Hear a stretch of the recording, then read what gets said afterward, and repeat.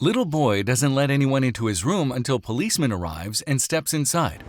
Paige Bailey had observed that the boy who lived next door always spent all day outdoors. If he was not riding a bike, he was skating or talking with other boys his age. That was all normal child behavior, but the odd thing was that when the other boys got all called home for dinner by their moms, only the boy was left on the street. He didn't seem to mind much and would simply shrug his shoulders and keep on riding his bike to and fro by himself with his ever-present hat screwed on backward. Something didn't look right, and Paige was not about to let it go without an investigation.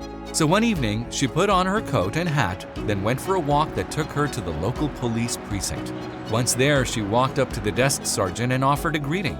"Good morning, officer," she said with a genuine cheer. The man, who had gotten accustomed to people visiting the police station with bony faces, was stunned, but he smiled back uneasily. "Good day to you, ma'am," he said. "How may I be of assistance?" Paige shook her head. "Correct me if I'm wrong, officer, but back in my day, the police were the people to see when things seemed awry. And right now, something doesn't seem right.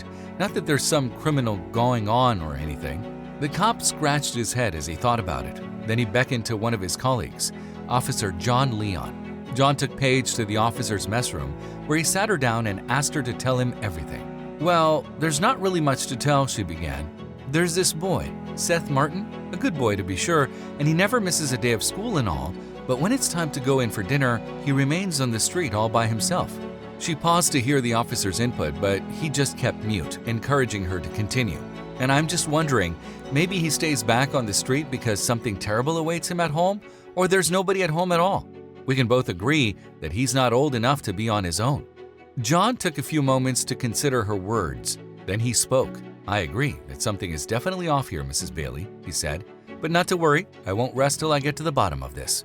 The officer first visited Seth's school, where he discovered that the boy never skipped classes and always turned in his assignments long before the deadline. Above all, his teachers referred to him as quiet and unassuming. Seth's colleagues thought he was cool and great at playing games, but he allegedly never invited anyone to his home. Word was, none of his classmates had ever walked into his room. According to the school principal, Seth moved to town with his mother from Alabama 3 months before. Seth's mom, Linda, came off as a pleasant, hardworking woman doing a pretty good job of bringing up her 13-year-old son by herself. Officer John's next step was to go visit Seth's home immediately after he knew their school would close. Seth, already growing into his height as a man, answered the door and stood there, deliberately blocking John's view into the house. "Good afternoon, officer," the boy said with a straight face. "Good day, boy," John replied, smiling. "I'm Officer John Leon. Is your mother around?" Seth eyed John suspiciously. "Mom's not home at the moment," he said. "Okay," John said. "Would you mind if I step in for a moment?" "I hope you have a search warrant," Seth said sharply. "No, of course not. This is not a criminal investigation," said the stunned officer. "Well, I follow Law and Order with my mom. It's our favorite show, so I know you can't come in without a warrant if I don't want you to." John shook his head. "I'm not here for trouble, Seth. I just want to make sure all is well with you." "Everything is as it should be," the boy cried. "Why shouldn't it be?" "Well, when children avoid going home for dinner, it's sometimes because they're afraid or perhaps because something is awry," John said gently. "I just want you to know that if something isn't right, you can come to me."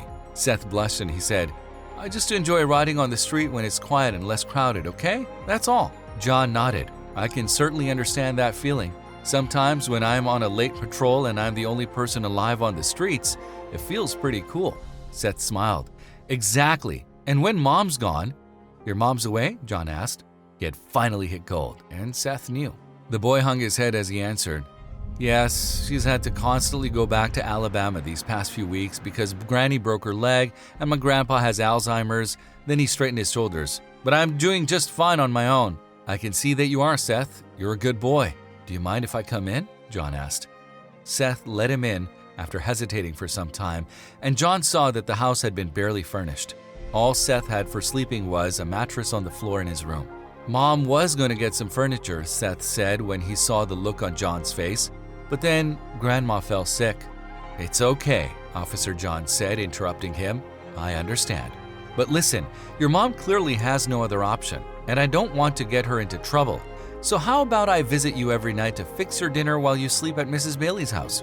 The boy reluctantly agreed, and for the week that followed, the officer visited him after work to make him dinner, check his assignments, and make sure he went next door to Paige's house to sleep in her spare room. "Mom will be arriving tomorrow," Seth told John one evening, "and this time she's coming home to stay." "That's great," said John with a smile.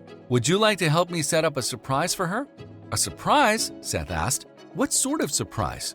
In reply, John led him outside, and parked in front of the boy's house was a truck which contained all sorts of presents, including a bed for Jack, a TV, table, and chairs, and all sorts of things John thought women would fancy. By the time Seth's mom returned from Alabama the following day, the house had been transformed into a cozy haven. It looked so different. Seth's mother was sure she had walked into the wrong home, but as she was about to head back out, Seth, John, and Paige screamed, "Welcome home!" then materialized out of the boy's room. Seth introduced his mom to the officer, who explained everything to her, and from that moment on, Seth and Linda had two new friends they could count on.